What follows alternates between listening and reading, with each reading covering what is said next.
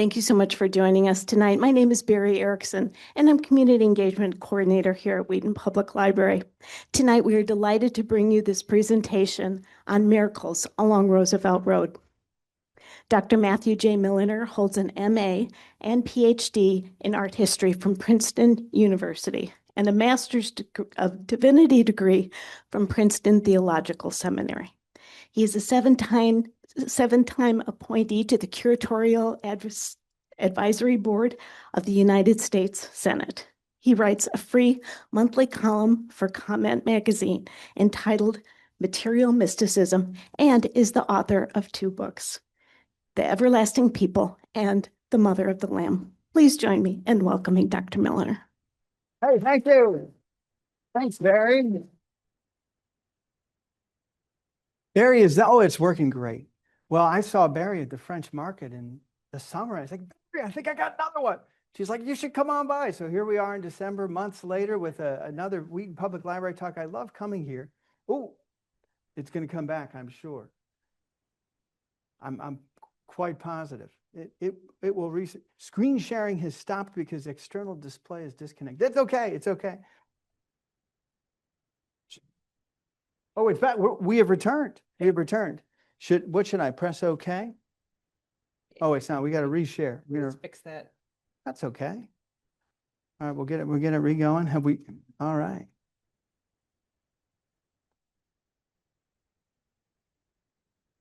Okay, our people are back. Our online people have returned. What do you think? Oh, go ahead. No problem. Okay. All right. Well, thank you for coming, and thank you for those tuning in virtually. 2 stories to begin with. One, I was recently at 2 very different academic conferences. One was in Toronto, and a woman got up and asked a question, and she was frustrated that these theological themes were surfacing at the University of Toronto in this conference. And she said, "We are academics. We don't believe in God." And then proceeded to ask her question. And those of us, we kind of snickered. We're like, maybe 50 years ago, you could get away with that in academia, but things have broadened sufficiently since then. So that was an exciting moment of academia has been expanding in exciting ways to take miracles seriously. And then in the other conference, I was on the island of Crete, and I was speaking to a colleague. And after the conference, people let their guards down, and they'll tell stories they might not normally share. And she said, once I went to the tomb of Gregory of Palamas in Thessaloniki, and the church was locked. And I said out loud, "Gregory, I came to visit you, and you did not visit me." She smiled and went to the conference. During the conference, this hooded monk appeared and listened to the presentation, and she addressed the monk among other people and said, "I'd like to thank you for the monks who are here," and addressed after in the Q&A. And then later people said, "Who are you talking about?" There were no monks there. And she said, "Yeah, there was the guy back there." And then she goes to the video footage and there was no one there. So she said, maybe Gregory of Palamas appeared to me. And I only say that because I'm sitting there on the island of Crete listening to this story. Oh my goodness, a place, the island of Crete, where miracles happen, unlike in North America where they say, we're not allowed to have that here. And then I thought to myself, no, not at all. There are miracles that happen here as well.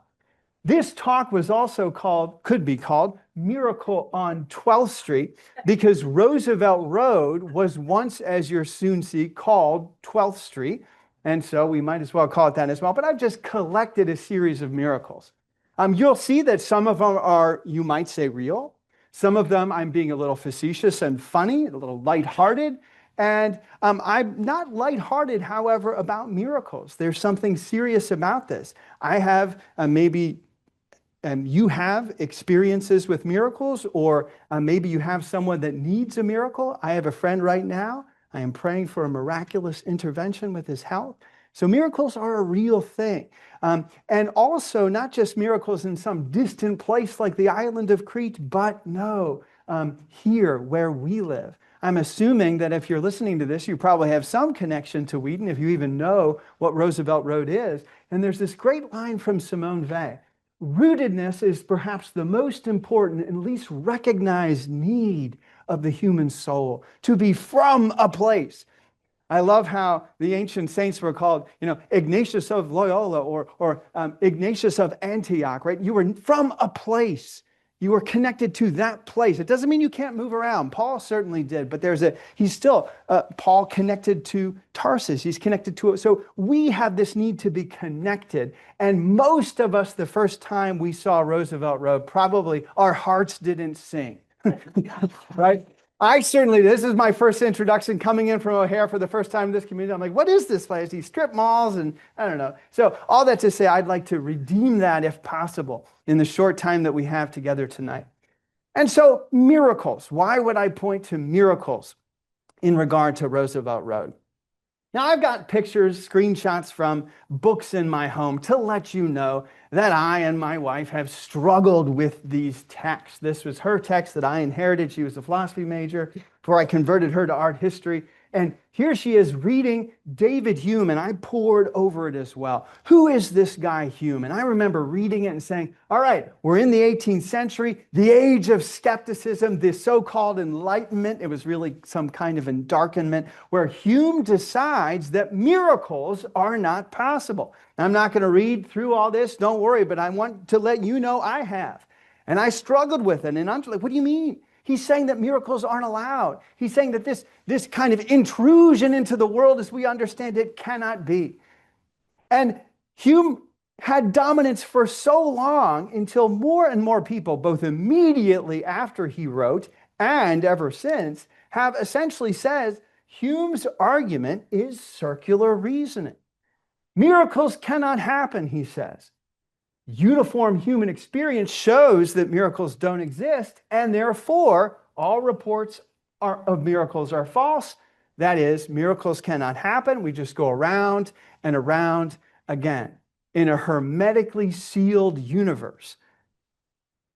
Speaking from the Christian tradition, we have long known, here's a quote from Thomas Aquinas, a miracle is an event beyond the powers of the natural order that just shatters this understanding. We're not saying that the laws of nature aren't valid or consistent, but there is the possibility of intervention. Here's how C.S. Lewis puts it in Miracles. He says, that's his desk, by the way, at the Wade Center, which you can go visit. We have C.S. Lewis and Tolkien's desk here in Wheaton. He says, if I put 1,000 pounds in my desk, I guess the royalties from the Chronicles of Narnia were pouring in at this time. And then I put 2,000 pounds in my desk and 1,000 pounds. After that, I go to my desk and I expect there to be 4,000 pounds. If I open my desk drawer and I see 1,000 pounds, I do not say, the laws of mathematics are invalid. I say, someone broke the laws of the state and reached into my desk drawer and took some money. He says, this is what Christians and theists of all kinds, Muslims and Jews, are saying when we talk about miracles. We're saying we're not against the laws of nature, but intervention is possible. To turn this criticism up just a couple of notches, I think you'll get a sense from the title of what this author is getting at. Oh, we bumped again, don't worry. We'll get back. Here we go. Hume's Abject Failure. Great title for a book. And what this philosopher of physics, John Earman, is saying is that, are we still alive? We'll keep going. All right. What he's suggesting is that, look, I know that Hume has had his day for so long, and they will be enraged by my charge that his reasoning is circular. So be it. There has been too much genuflecting at Hume's altar. He said, at the end of the day, if you live in a hermetically sealed universe where miracles are impossible, that these conclusions are vapid, specious, and at variance with actual scientific practice. This is what this great book concludes about David Hume. There are others long after Hume in the American tradition who have said, William James, The Varieties of Religious Experience, a great book, he said there are wild facts. Things that just don't fit in reasoning as we understand it. Maybe you've experienced one of these wild facts yourself that, can't quite explain why this happened. Carl Jung called it synchronicity. Why did it occur in this way? Who can explain it? I think that is a world that's not hermetically sealed, a world beyond the world that Hume had contained. And here is an example of one such wild fact. This is a painting of Joseph of Cupertino hovering in the air. You might think, well, let's just dismiss that. That's clearly fabulous. That could never have happened. Well, here's Carlos Ayer, a new book that has come out in 2023, They Flew, A History of the Impossible. And I think what Ayer has essentially done is he's a professor at Yale. He has taken the light and truth motto of Yale seriously and pursued the truth where it leads. And he said, even though I was trained to never take the supernatural or miraculous as factual in any way, I've come to realize that the most credible explanation for Joseph of Cupertino's flying around might be that he actually did. It might be even more miraculous if he could convince so many people, royal people, to come up with these false ideas where they all are consistently saying the guy seemed to fly.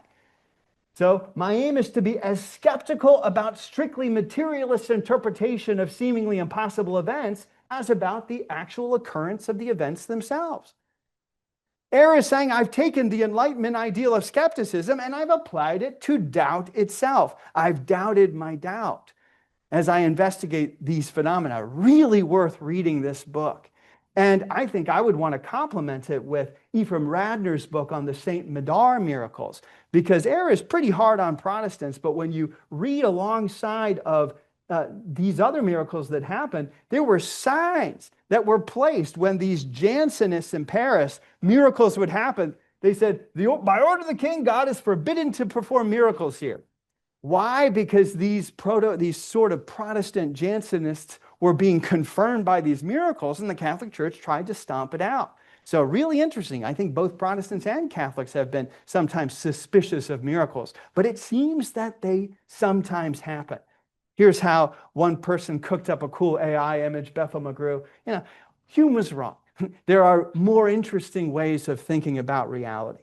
So how would we do that with Roosevelt Road? That was the question I said to myself. Let's bring some sanctity to the splendor of the land where we live. And so I went ahead and I said, okay, let's find, first of all, how are we going to find miracles along Roosevelt Road? I'm going to tell you about some close calls. So you put miracle into a Google map and look at all these miracles. New Miracle Temple Church, Miracle Center Baptist Church, Miracle Revival. I was like, yes, this is going to be so easy. But none of these are on Roosevelt Road. They're just north. I was like, I was so close. I could have had all these miracles. And I'm like, what are we going to do?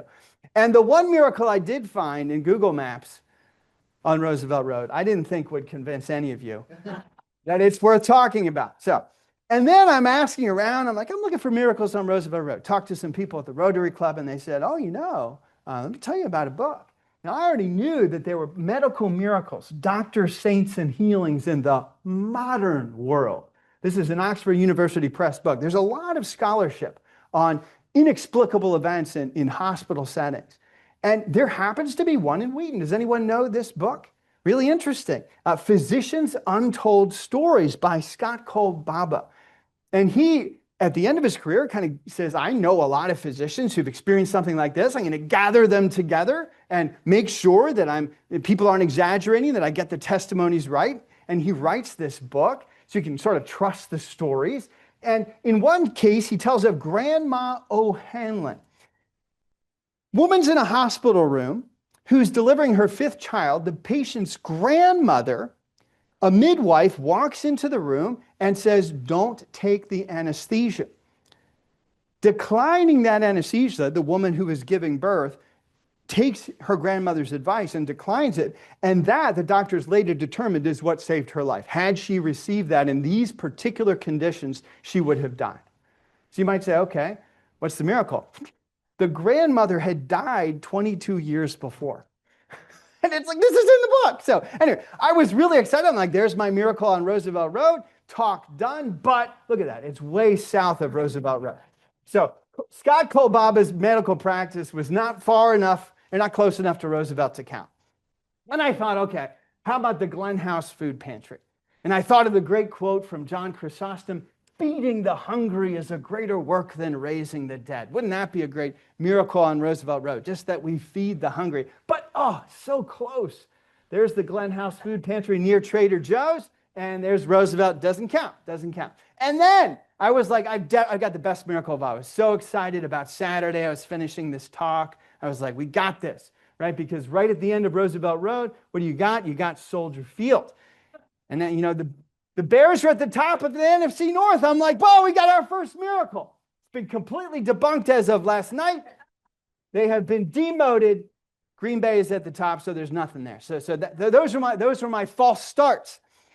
Here are the miracles I came up with. On this street, now called Roosevelt, which has had different names in its time. And I came up with 10, and we'll get through them. Here they are.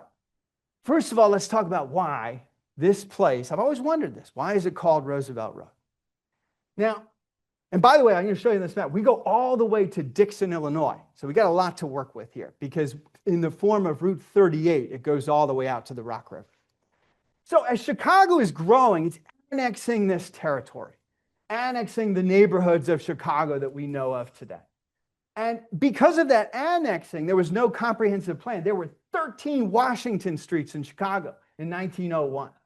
Mail carriers refused to deliver. They're like, this is a problem.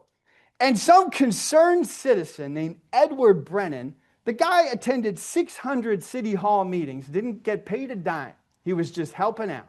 And he came up with the grid system that we know today. And the grid system works. He designed this, he fielded criticism, and what is the fulcrum of the grid system of Chicago is State and Madison. And so Harrison, our Harrison, which connects to the Great Plan of Chicago, is 6th Street, and what we now call Roosevelt is 12th. And for the record, I think it's wonderful, the most beautiful Target in America, now known as the Sullivan Center, once the Carson Peary Scott building, built by Louis Sullivan. It's one of Chicago's great buildings. It is at the fulcrum of our plan. And what's particularly cool is that Daniel Burnham, Sullivan's, you might say, patron, rival, competitor, but they also work beautifully together. Daniel Burnham, the more classical, Louis Sullivan, the more Usonian, let's have a uniquely American style, who trained Frank Lloyd Wright, right? They're in conversation. They both worked on this building. So it's a perfect building to have at the center of our fulcrum. Burnham is the one who gets famous. He gives us the great 1909 plan of Chicago. And you want to feel at home in this city? Look at this. Here is one of the beautiful maps that you can find in the basement of the Art Institute when they display them of this great plan of Chicago. And that is Roosevelt. It's just at the end of Grant Park. That's how you can see it. They would have then called it 12th Street, but you are part of the plan. Now, I know if you live in the city, you love to sneer at we suburban people, but you need to read the plan of Chicago, which goes all the way to Kenosha, all the way to Michigan City. Like it or not, Wheaton is a part of it. And so there's Roosevelt Road. So that is the artery that connects us to this great town of Chicago. We're part of the Chicagoland plan. We renamed 12th Street Roosevelt Road in 1919 because Teddy Roosevelt dies. We're going to honor him, perfectly fine person to honor. And then the street is widened in the 1920s. For a brief time, it was known as Route 30, and then that went defunct in 71, and it became Route 38 as we know it today, and that's the one that goes all the way out to Dixon, and at one point intersects with the cross-continental highway, the Lincoln Highway, which you could go coast to coast on the Lincoln Highway. So it's part of it.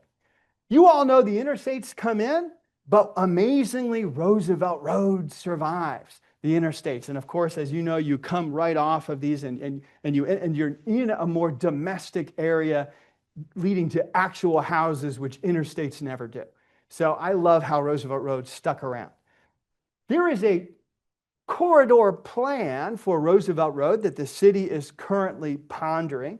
And I'm impressed by this vision. I don't know a lot about it, but there's an attempt to revitalize and think about Roosevelt Road. So there's a lot of conscious thought that goes into this road, our artery for us today. Let's now get to these miracles. What are we going to do? How do we make sense of this? I'm going to start at the Field Museum. I love that that is the conclusion of Roosevelt Road. I love sharing this highway, this road with the Field Museum and its incredible collection of fossils. Did you know this used to be a coral reef? All of where we're living on right now, which is why you can find fossilized coral along the Great Lakes, which I have done. All of this was a coral reef. I think it's stunning to think about that. In fact, as you go through the Hall of Fossils at the Field Museum, Charles Knight's images of this land as a tropical paradise, not tonight, but it was a couple 100 million years ago, still survive. I'm glad they didn't get rid of those. And there have been 5 mass extinction events, and we've survived. And so what I want to say, I hope not too facetiously, is that my first miracle is that there is anything at all. The problem of evil is a problem, I grant you. You have to wrestle with that. But perhaps equally problematic is the problem of good. Why is there something other than nothing? There seems to be something, and we're a part of it. And that might be called miraculous in its own way. Here is the way David Bentley Hart puts it. No matter how fundamental or simple the level reached by the scientists, protoplasm, amino acids, molecules, subatomic particles, quantum events, unified physical laws, primordial singularity, etc., existence is something else altogether. Even the simplest of things, even the most basic of principles must first of all be. And nothing within the universe of contingent things, not even the universe itself, even if it were somehow eternal, can be intelligibly conceived of as the source or explanation of its own being. Same goes for consciousness. No conscious observer can reduce the mystery of consciousness as they try to pry into the brain and figure out what's going on, because they're dependent upon consciousness to do it. So maybe everything in itself is miraculous. Might seem like a cheater miracle to start with, but I got to go with that. And here's a book written by my colleagues, Understanding Scientific Theories of Origins. I think the Field Museum is asking me to not check my faith at the door. Here's what I mean by that. I'm going to look at a trilobite, of which there are many examples. You can hold them in your hand at the Field Museum. And here's a theological quote. Today, we are discovering the cross is written into the very stuff of matter. The rhythm of death and resurrection recurs in the whole evolution of the cosmos. It transmutes horror into a kind of sacrifice and finds its completion in the ultimate mutation of Easter, resurrection. New information into the evolutionary chain. Now that seems like, well, but you're not allowed to talk about that at the Field Museum. Oh no, the Field Museum's telling me to.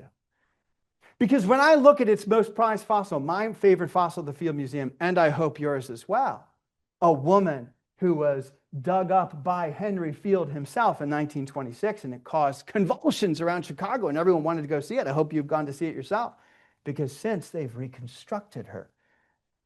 And here is, you're about to see the gorgeous recreation of this woman, 15,000 to 13,000 years old, that stands there waiting for you at the Field Museum. And what is her name? The Magdalenian woman. Reminds me of my colleague Jennifer McNutt's book on Mary Magdalene. Why is this woman called the Magdalenian woman? Because this was the region in France where the fossil was found, where Mary Magdalene traditionally brought the gospel. And if you go to the place where these fossils were found, you'll see a church dedicated to Mary Magdalene. So I cannot look at this fossil and not think of that woman who had the gardener, supposedly she thought, say to her, Mary, I'm alive again. I'm allowed to think that because of the name of the fossil itself. I look at new theological writing being done today. Don't be troubled by death, be troubled by it, but also realize Christ is the firstborn from all the dead of Darwin's tree of life. Be deeply troubled by it, and maybe that is death, and maybe wonder, this was not in the original design of the cosmos. There has been an interruption in God's original plan. If this is true, I can't look at the Megalorosaurus at the Field Museum. You might think, well, what do I do with this strange creature larger than any buck that's ever been bagged in these Midwestern states? massive antler haul. But what do we do with these ancient prehistoric creatures? I can't but look at this fossil and think of the images of St. Eustace, where the crucifix is tied into the antlers themselves. I think of the great Polish poet Miłosz, who said, "He takes pity on every mauled mouse, every wounded bird, and the universe is for him a crucifixion." God suffering with suffering creatures, human and not human. Some call this the thin purple line of evolution. So all this to say, that's my miracle number one. It's our longest miracle.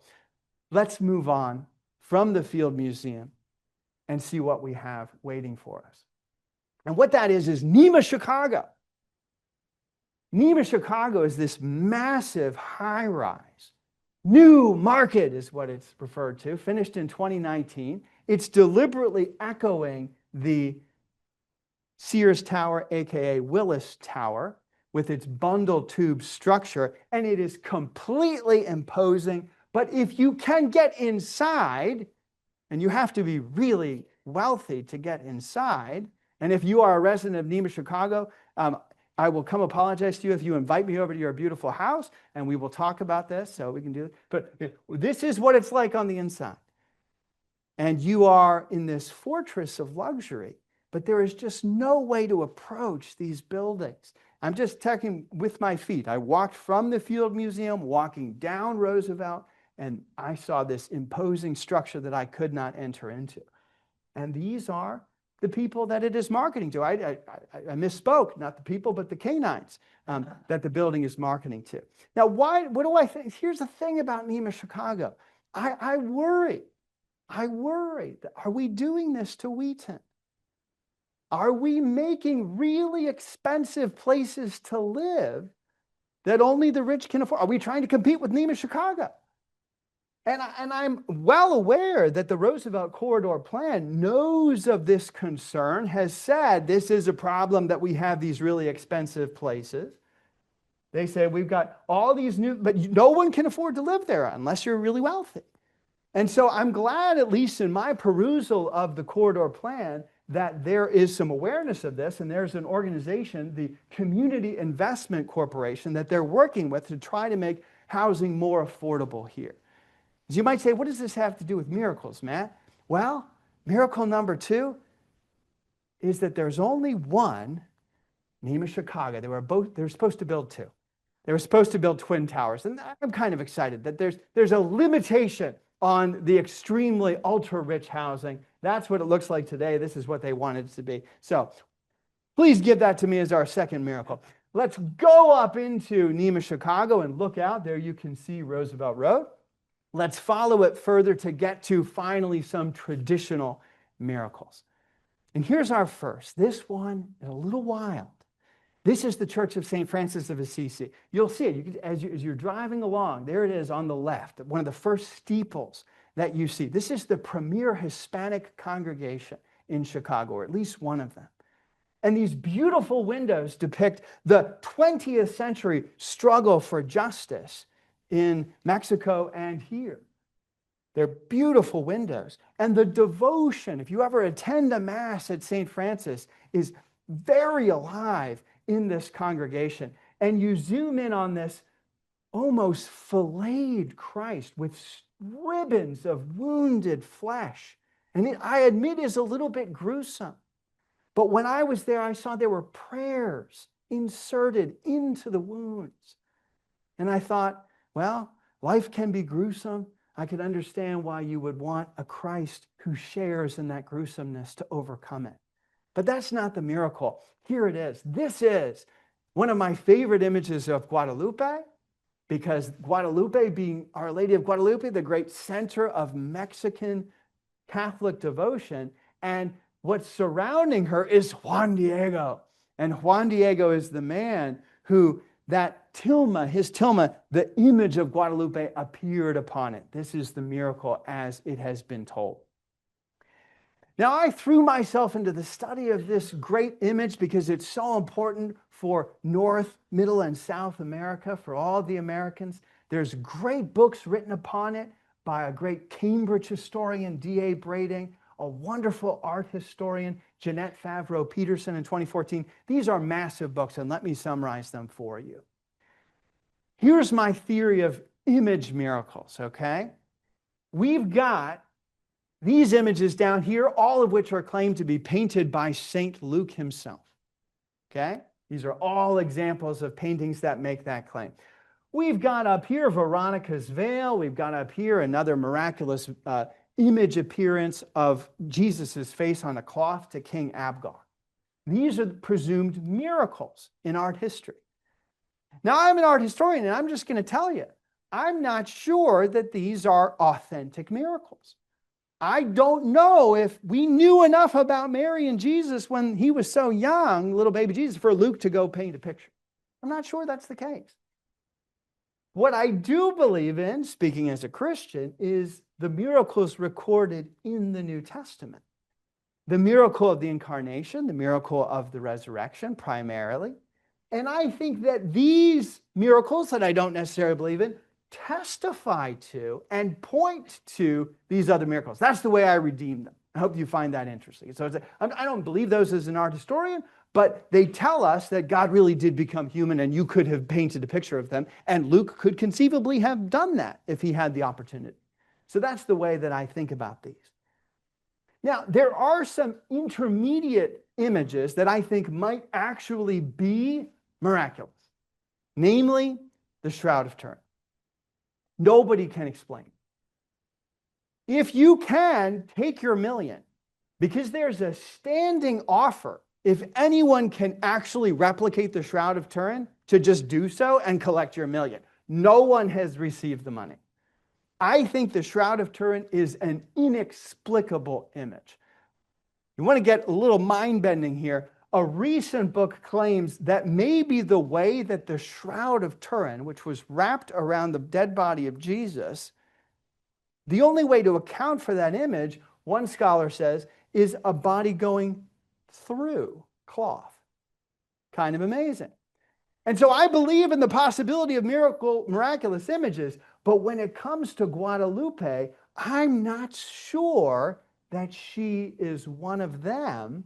Instead, I think she might be one of these so-called claimed miracles. This is a controversial thing for anyone to say. This is very touchy territory for people who wrestle with this. What I love about it is the story of Juan Diego, that even John Steinbeck himself wrote a story about Juan Diego. And this story is beautiful. The story of this man who was indigenous and was told to go to the Spanish bishop, who didn't listen to him once, didn't listen to him twice. He went back a third time and unfurled this tilma filled with rose petals, and there was the miraculous image of Guadalupe. The tradition has it painted by the Trinity itself. That's the story, and it's a powerful story, but it doesn't appear until 117 years later from the presumed time where these miracles occurred. That's a very large gap. It's a very large gap. And so what do we do with that? I know there are explanations that people have that absence of evidence is not evidence of absence. People will say the records were burned. But at the end of the day, we've got something of a problem if the word Juan Diego doesn't show, who presumably got an apparition in 1531, doesn't show up until that long into Mexican history. The image is there, I totally admit. So you might say, Matt, okay, I got you. Where's your miracle here if you're saying this is not necessarily a miraculous image? Oh, it's interesting. Because in the 19th century, there was the discovery of a document that dated back to 1556, where a bunch of Franciscan brothers were really mad at the worship of Guadalupe, and they said, we know who painted that thing. His name was Marco Cipac, and he was himself indigenous. That document tells us we might actually have the name of the man who painted Our Lady of Guadalupe. And that strikes me as something particularly fascinating. And if you look, there is no known stylistic analog for the shroud. There's nothing like it in the world. But there are many images that match almost exactly onto Our Lady of Guadalupe.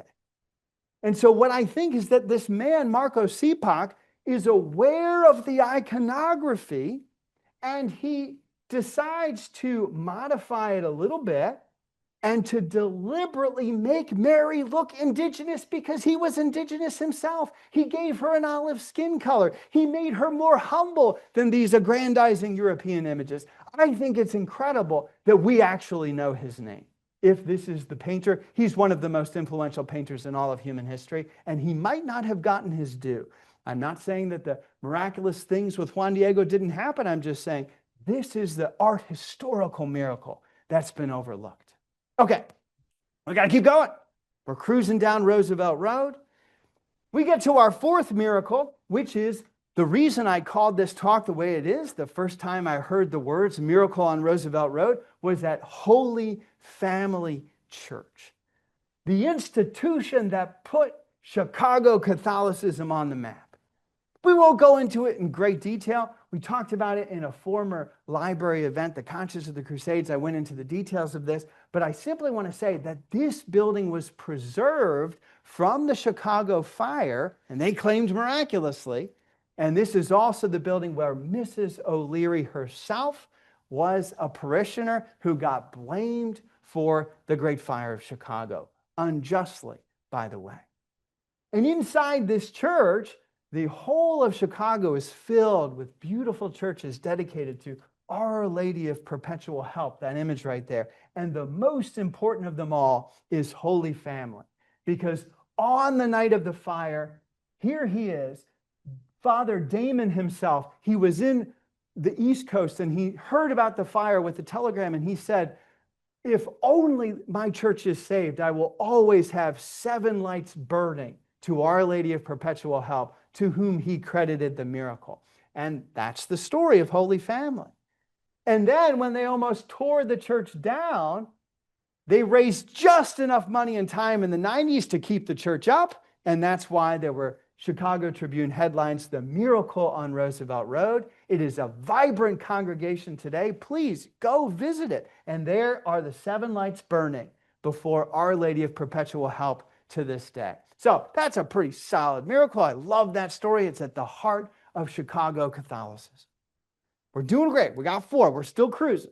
All right. Keep going down Roosevelt Road. What's this? The original Sears Tower. Have you seen it? Yeah, it wasn't as fancy as the one built by Sigmund Owings and Merrill, but it's still around.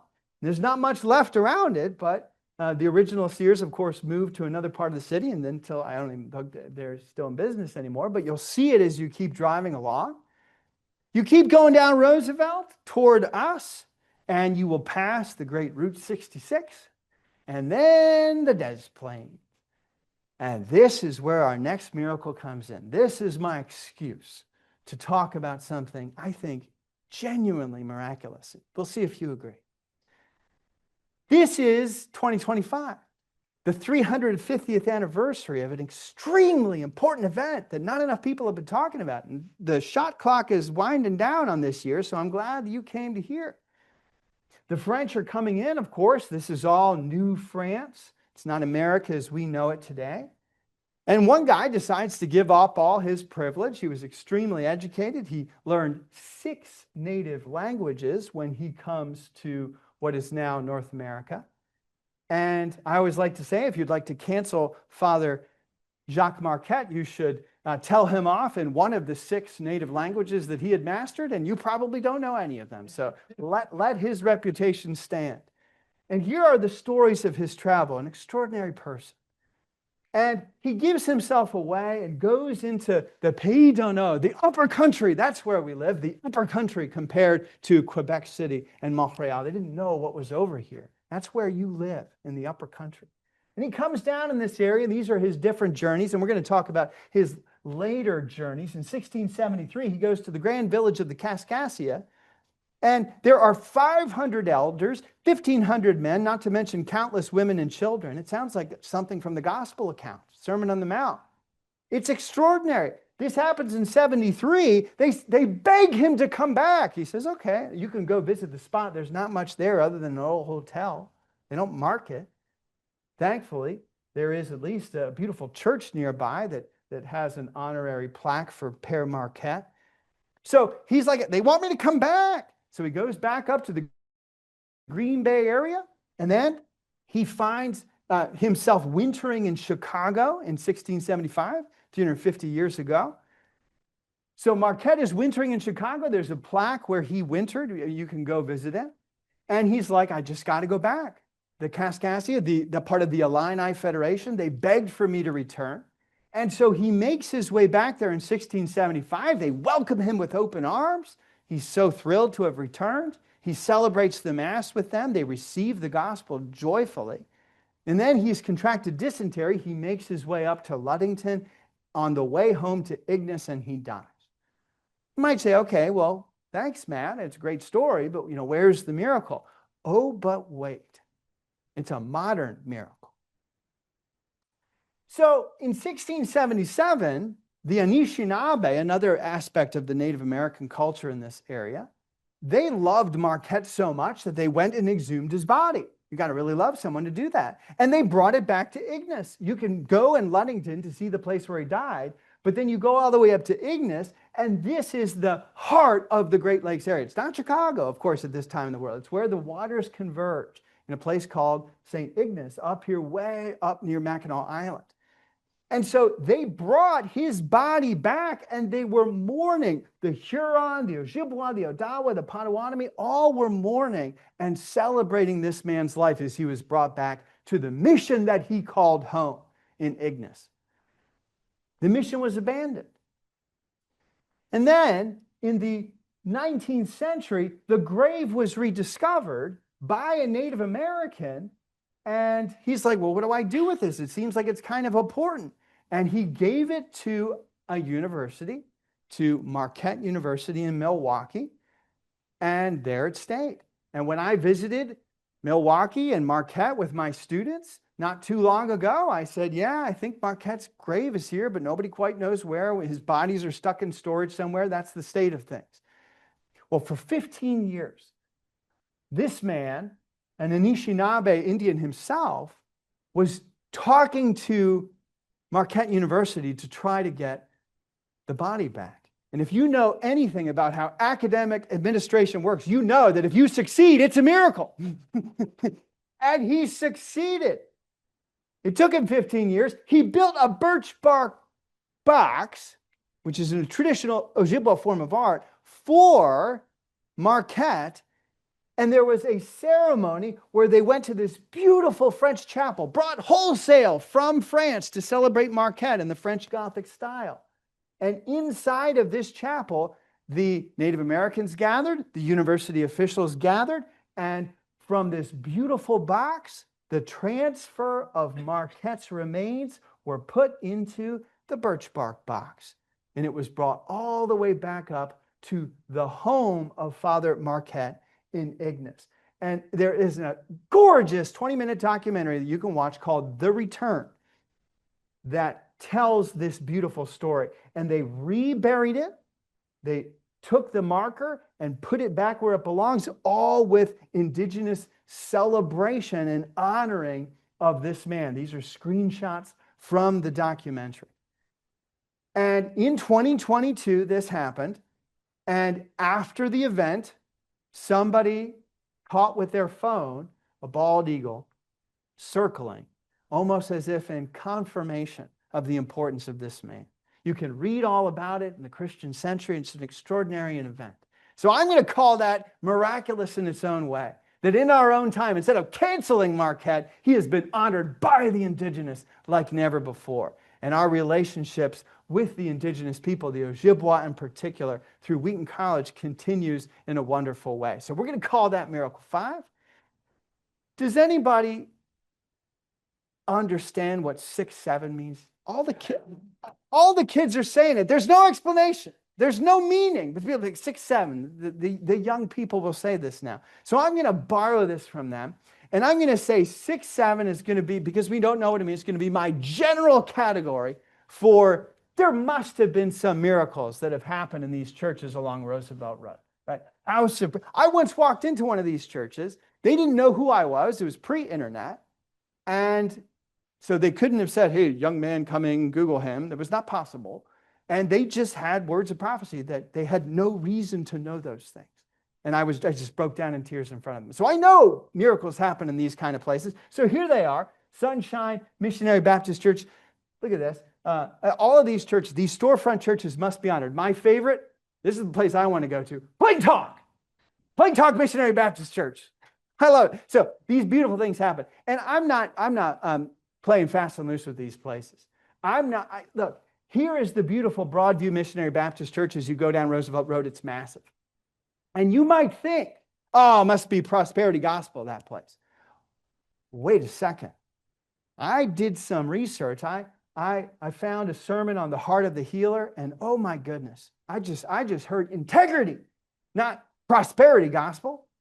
I heard he doesn't heal everyone in this life.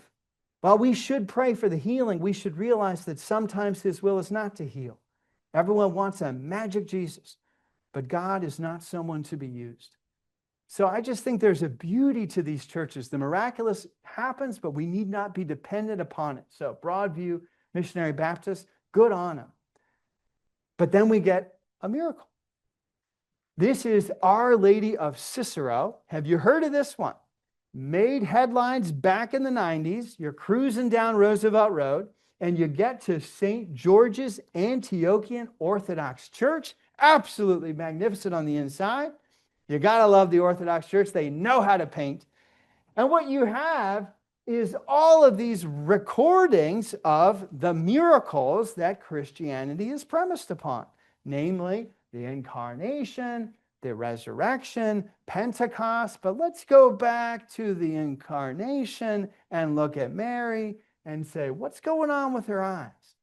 Well, April 22nd, 1994, which was their patronal feast of St. George. It was Lazarus Saturday before Palm Sunday in the Orthodox tradition.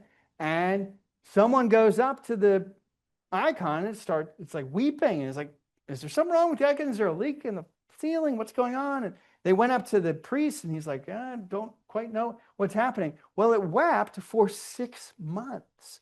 It just stayed wet. And this is a well-attested miracle on Roosevelt Road in Chicago.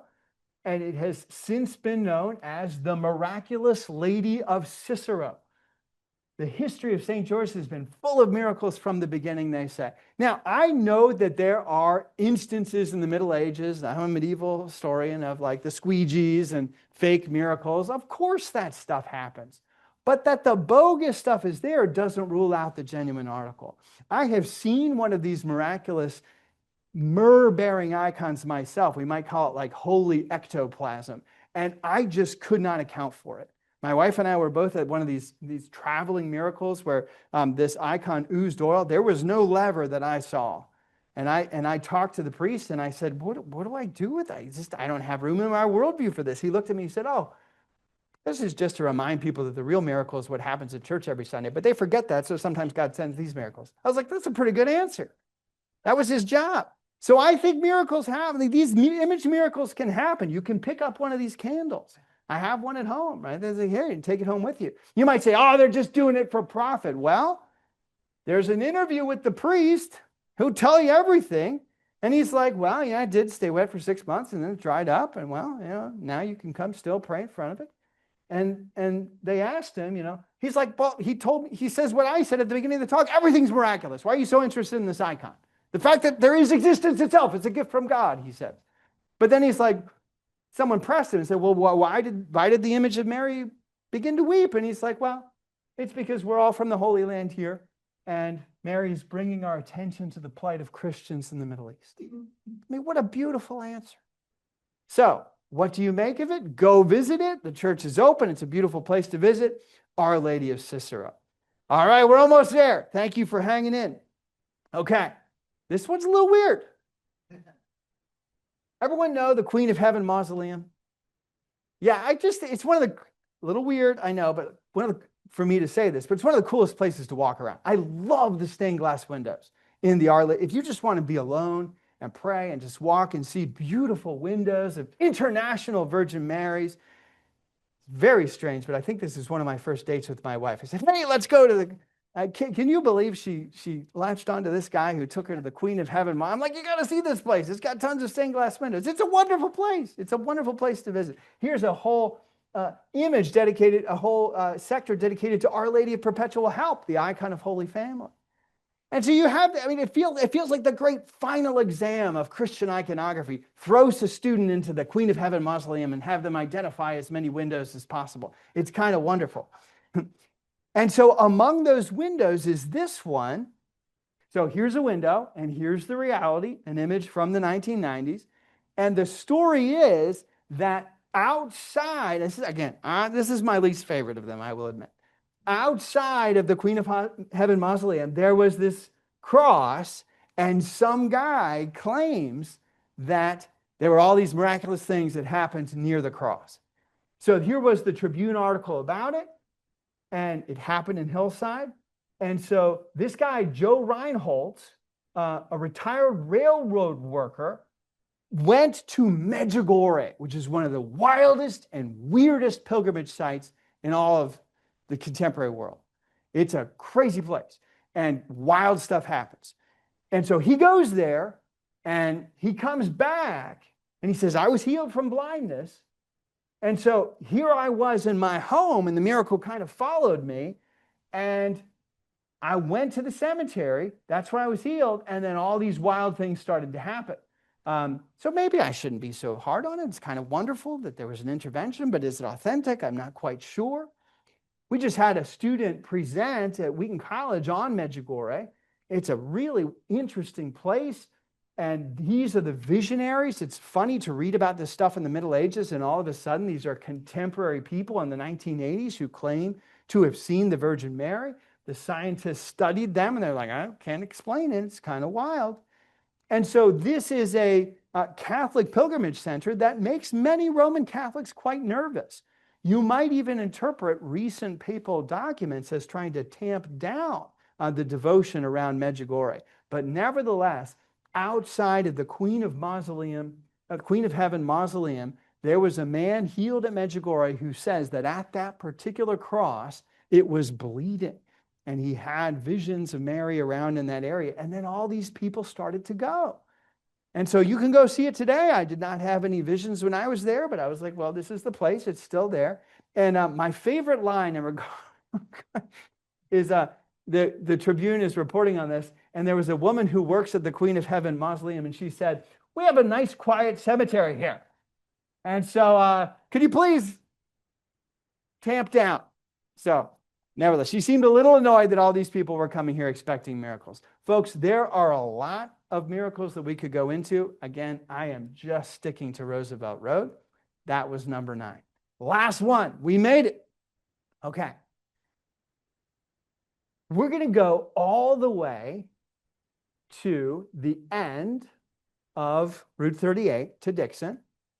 And I want to answer an academic challenge. So, great book. The Death and Afterlife of the North American Martyrs, Harvard University Press. A scholar comes along and says, why are we celebrating Marquette and only Marquette and other of the North American martyrs like Jean de Brébeuf? And she's got a very good point. She says, what about those native Catholics who, though they died alongside the missionary mentors, have yet to receive comparable recognition? What about the natives themselves who became Christian and not just the missionaries? That's the challenge. I say, I accept. Here we are with the Sauk and the Fox Indians. The Fox was the name given to them by the French, but they knew themselves as the Meskwaki. So when I say Meskwaki, I also mean Fox. And they were pushed into alliance with the Sauk in order to try to resist the twin dangers of the Illini Confederation on the one hand and the Haudenosaunee, i.e. the Iroquois, on the other, not to mention the French. So they had all kinds of problems. And so as we understand the Sauk and the Fox in this area, here they are. In order to make sense of them, we can go to contemporary books, The Fox Wars, The Meskwaki Challenge to New France, and this is my favorite book, 12 Moons. to tell about what life was like for the Meskwaki in this area, which is where I get these gorgeous illustrations. And when you look closely here, you saw this is the migrating area of the Meskwaki and the Sauk in this general direction. Now, when we look at new research about these Native Americans, we learn that Father Alloway, who was himself a Jesuit in this area, there was a mission that he set up called St. Mark, and that's where he ministered to the Native Americans. He would have known Marquette. This is the same time period. So we're near Green Bay. Now, you might say, Matt, come on. Now, you're way outside of Roosevelt Road here. Like, what's going on? Well, here's the thing. In 1675, there was a conversion that happened at that mission, but it didn't happen at the mission itself. Because what the records tell us is that Claude Alloway went to the mission, the Meskwaki were on their regular migrating annual tour, and he followed them. And so my thought is, it's not impossible that the conversion could have happened along perhaps somewhere near the Rock River where Route 38 concludes. Now, what do we mean by this conversion? What we mean is, this isn't just let's celebrate a European missionary. This means that Joseph Nikalokita, a Meskwaki, that is Fox Indian, receives Christianity for himself. I'm going to summarize the scholarship from this gorgeous book, The Catholic Calumet by Tracy Lavelle, and with a series of I's to summarize the information. Nikalokita was ill, and he was near death, and then he was healed, and he attributed that healing to Christ. This was an international form of Christianity. It was less a project to make the Indian French than a plan for making all action to conform to God's will. All of the new scholarship says this. Yes, there was French first colonization, beat those Indians back and make them French. Those people existed, and not to mention make them British or make them American. But the missionaries were often the buffer against those voices. They were more interested in the kingdom of God, not the kingdom of France. Images were involved. Claude Alloway says that Joseph Nikalokita and the Meskwaki loved the images that he had given to them. They had an honor to Christ through the form of paintings. It was insufficient.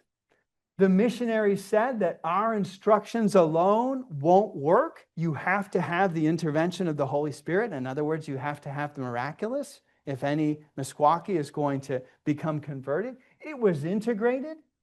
Rather than mount a comprehensive direct assault on Indian religious customs, they worked with Indian culture and didn't just annihilate it. It's kind of interesting. And finally, robustly, this was an Indian form of Christianity. There is evidence of a deeper transformation of Nikalokita's experience. He was not a dupe. He was not just brainwashed by Europeans. He chose this faith and made it his own. And what happened after that? Well, if we fast forward the clock, this is the famous Saukenuk, which is where the Quad Cities are today. And the Meskwaki and the Sauk are going on their annual migration. They would leave their houses dormant for the year, and they would come back in the spring and prepare to reconstruct them. They came back one spring in the 19th century, and they were all squatted upon. Settlers, my ancestors, came in and said, well, this is our house now. And the Meskwaki, hold on, we live here. What are you doing? This is our house. We're about to reconstruct it. Well, the tide of settlers were coming, and you know the name of the one Indian in this band who resisted that settlement, Black Hawk himself, who said, you're not allowed to take it. And that was a fool's errand. He was up against too much. And as soon as he survived and they brought him to Philadelphia and Boston, he was like, oh, okay, we could not have won this war. And he became a celebrity when he wrote The Life of Black Hawk. And sadly and tragically, he lost his land. And I love this particular image. This is by a Native American artist friend of mine, Chris Pappas. And what he shows you is the Fox Indians, the Meskwaki, and how they were distorted by the perceptions of Europeans who couldn't see them as they really were. And what he does is, in the background of this painting, he's got, you guessed it, Roosevelt Road. Isn't that wild? Right? Let's not forget. Why does that count as a miracle, the indigenous embrace of Christianity? Because I don't know why they did. Because of the poor representation of Christ by the missionaries themselves, but nevertheless, they did make that decision. And even to this day, the Meskwaki, I've been to the Sauk and Fox Nations. You can go visit them. And they're all the way over there. I mean, beaten back way into Kansas, into Iowa. And they say that Christianity is a part of our tradition. We have embraced it on our own. And if you look at the Meskwaki Friends Church, which was one church I found online, I interacted with the pastor. He said, I want you to have a realistic assessment of how difficult it is as a pastor amongst the Meskwaki, but nevertheless, he said, we see signs of hope. So all that to say, I'm going to count that as a distant Roosevelt Road miracle of sorts, or at least Route 38, to think about the long, glorious history going back thousands of years in this area. Those are our 10. I hope you feel more rooted as a result of this, and I would love to have a little conversation with you now. Thank you for being here on a Monday night.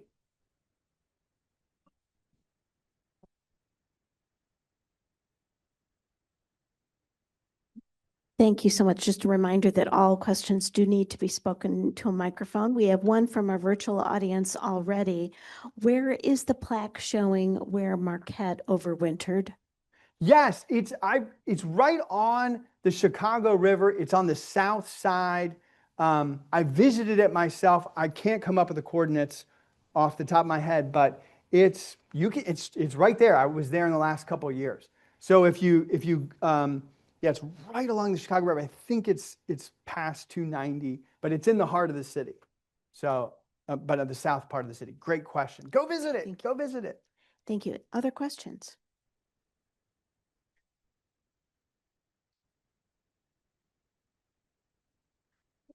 Anything from the virtual audience? All right, well, they may have some more comments and questions for you as we close here. But just as a reminder, we were able to record tonight's program, so you will receive a follow-up email from me tonight with all the great links to Dr. Milliner's publications and the great work that he's doing. And then next week, you'll receive a second follow-up email with the direct link to the recording. Thank you so much. And cheesecake next week, Barry? Oh, on Wednesday. Wednesday, okay. Wednesday. I have no cheesecake recipes, but Wednesday night, right here, you can get them.